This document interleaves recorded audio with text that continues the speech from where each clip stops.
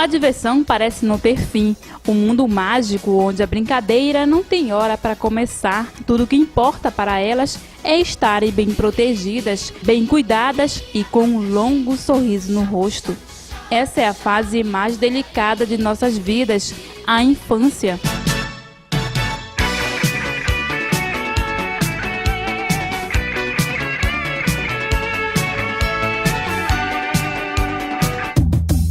Mas para que essas crianças se sintam realmente seguras, o Brasil tem um grande desafio a vencer para garantir a proteção das crianças e adolescentes. Toda criança tem direito de viver uma vida livre de toda e qualquer forma de violência, mas infelizmente nem tudo é como queremos. Na vida tem fatos que acontecem que ninguém é capaz de entender, como o abuso sexual infantil.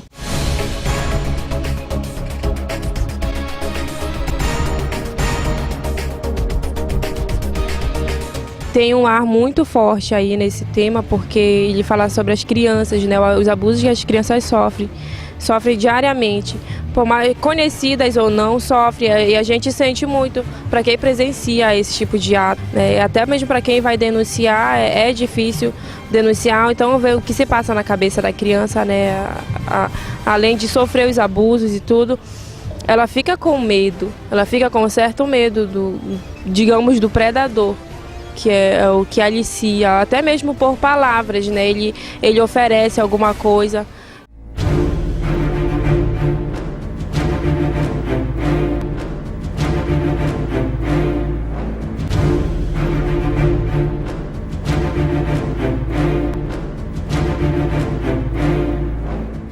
A criança, ao ser abusada sexualmente, é desrespeitada como uma pessoa humana, tem seus direitos violados e, o pior, na maioria das vezes, dentro do seu próprio lar, por quem tem a obrigação de protegê-la. A grande quantidade desses abusos sexuais ocorre realmente nas famílias. É o pai, que às vezes abusa da própria filha ou do filho, é o primo, é o tio, até o avô tem casos registrados quanto a isso. E o que é mais grave de tudo isso, que além desses abusos ocorrerem em família, tem mães que são coniventes com isso, que sabem que o pai está abusando da filha ou até do filho e ficam caladas. Às vezes, quando chega até a delegacia esse tipo de situação, de queixa, a própria mãe defende o marido.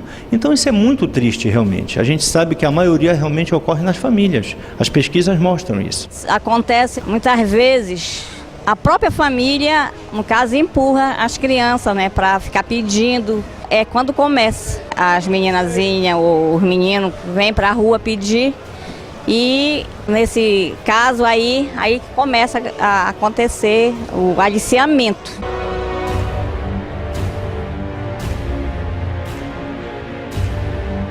Os números chocam uma sociedade onde os temas problemáticos são considerados tabu, onde se tapam os olhos nesses casos, onde demora o tempo a atuar. Em um país democrático ainda buscamos respostas, porque só no Brasil, a cada 8 minutos, uma criança é abusada sexualmente. Mas só uma minoria apresenta queixa. Isso se dá devido ao grande trauma psicológico e também porque muitas vezes o abusador mantém algum grau de parentesco com a vítima. Foi ela que me contou, ela queria trocar a calça dela que estava suja. Falou, mãe, queria trocar minha calcinha que está suja. Eu falei, de quê, minha filha? Aí eu olhei, né, estava sangrada assim com creme de quem se passa na pele. Aí ela falou assim, não, é uma feridinha que eu tenho. Aí eu revistei, não vi ferida nela. Ela falou que era ele que falava para ela, não falar para mim. Quando eu perguntasse, era para ela falar que era uma ferida que ela tinha. Aí ele falava que ele ia considerar ela como fosse filha dele. Ele queria que também ela chamasse de pai. Ela disse que não chamava, que ela não se acostumava a chamar para outra pessoa. Aí ela contou para mim que ele mexia nela. Aí desse dia que eu vi nessa armação, eu fui embora dele. Não fiquei mais com ele. Aí eu não quero que fiquem assim, né? Soltar ele porque pensou uma coisa dessa. Né?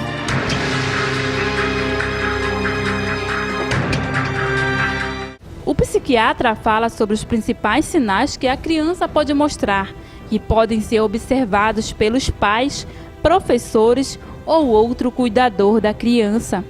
Toda a prevenção sempre é muito importante, né?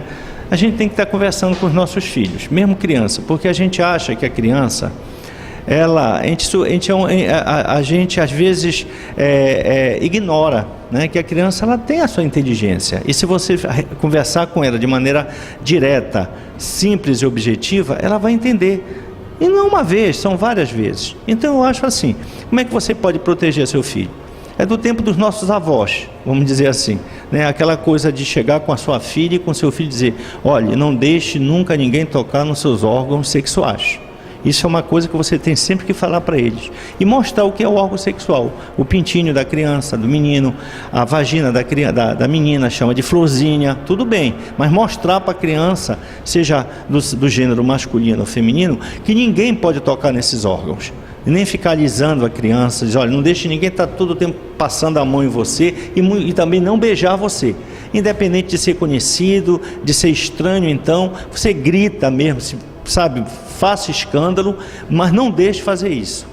E é uma forma que você tem realmente, né, de proteger, de prevenir esse tipo de ataque contra as crianças, porque a gente não está naquele momento ali para proteger nossos filhos. E essa é uma forma que a gente tem de ajudar, né, que a criança não sofra esse tipo de assédio, sem dúvida nenhuma.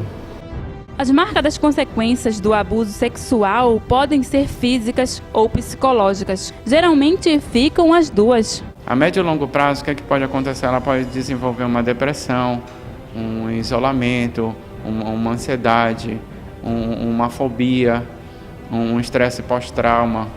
E isso pode ocasionar, assim, também dela passar para futuras gerações. Tipo assim, reprisar isso com os filhos. Ou então casar com um modelo que seja semelhante ao modelo que ela passou pelo estresse que ela teve. Por exemplo, se ela foi abusada, geralmente ela desenvolve uma personalidade de abusador, até 5 gerações. Então é por isso que ela precisa ter um acompanhamento e um tratamento. Ela pode vir a ocasionar problemas futuros. E assim, dependendo do caso, pode levar ela à morte, ela pode tentar suicídio, sem falar que ela pode desenvolver uma depressão. Mas a cada dia as vítimas estão vencendo a barreira do medo e da vergonha para denunciar os agressores, como é o caso da prima da criança de apenas 5 anos de idade que foi vítima de abuso.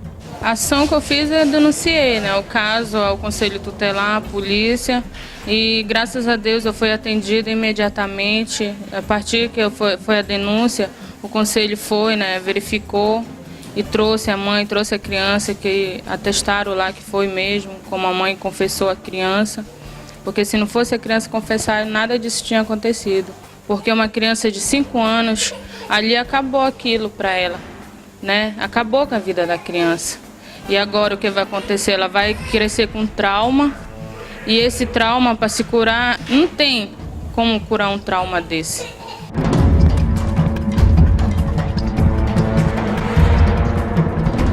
É importante ressaltar que esse crime, ele configura na prática de sexo com menores de 14 anos, ou seja, praticou sexo com um menor de 14 anos, não interessa se o menor quis ou não, configura o crime de estupro de vulnerável.